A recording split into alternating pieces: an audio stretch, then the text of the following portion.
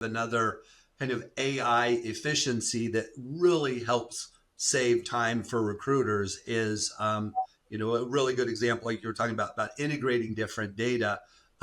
Everybody uses paid ads, and all the paid ads data resides in, Google ads or Facebook or Bing ads. And so let's say you have a financial qualifier that diverts people that are not qualified.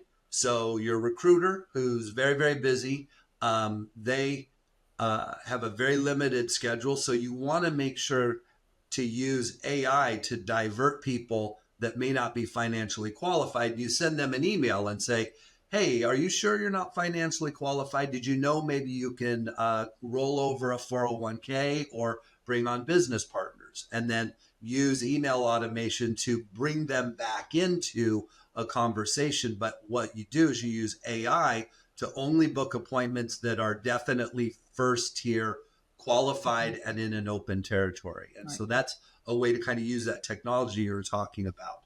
I just wanted to pop that in there. Great call out, Jimmy. I think anyone that's been on this side of the business for any extent of time knows it's an enormous audience that's being engaged with at any point in time. The task list builds so quickly, and it's really, really hard to know what's most important, but also make sure we're following through on the things that are in that second and third tier. And to that extent, DocuSign follow-ups, these follow-up tasks, leveraging AI to prioritize and automate some of those things is really a game changer. And I think a lot of people are out there trying to figure out how to leverage these types of tools. Diane, if I could kick it over to you, I'd love if you maybe share an example of how automations maybe allowed your recruiters to achieve more meaningful conversations with candidates or just gain efficiency in general. Sure. Automations, I kind of got excited about it and started talking about it earlier, that automations are just such a game changer because they trigger things that normally we had to do, and then we would forget to follow up, get too busy, things would happen, and then people wouldn't hear from us for however long, and the lead would slowly go to die, right? Because we were not getting it followed up on. Well, now automations takes care of that for you. One of the things I would encourage people to do is get your automations right. At the beginning, it takes work on the front end to get them written. Don't count on AI writing your automations 100%. Remember, AI is a great intern, but a terrible expert.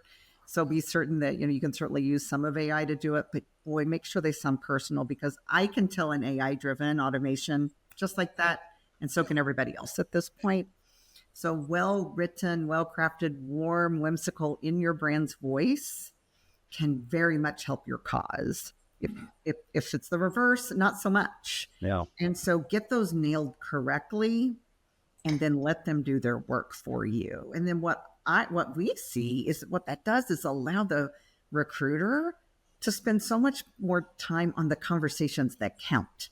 When it can't be automation, when they need to be going over, the FDD and using the FDD as a closing tool, not as a boring legal document to go through. Mm-hmm. So trusting that, getting everything set up correctly, allowing the triggers to work, and then using that high engagement time to really, really bring these candidates home.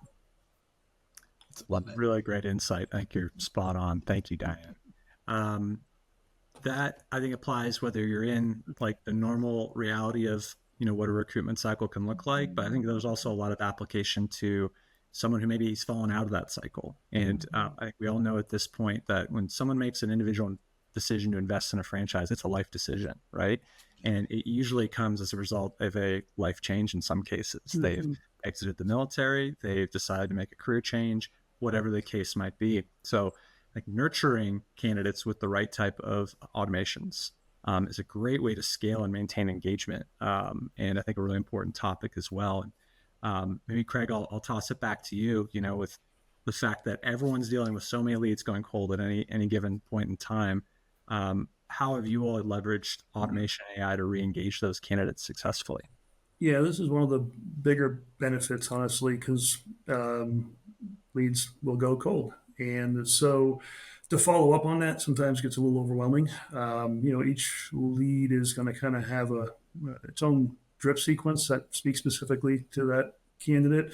If somebody's, grew cold and maybe they're poking around an old email, or they received a new email specific to maybe a new location announcement or testimonial, they'll kind of be, prodded to rebook a call maybe, or just, collect some more additional new information, see if they want to re-engage.